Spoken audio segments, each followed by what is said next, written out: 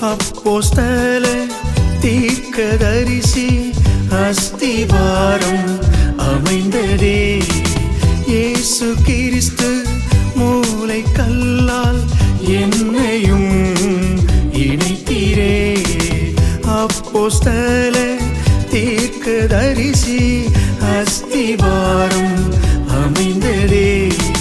இயேசு கிறிஸ்து மூலை கல்லால் என்னையும்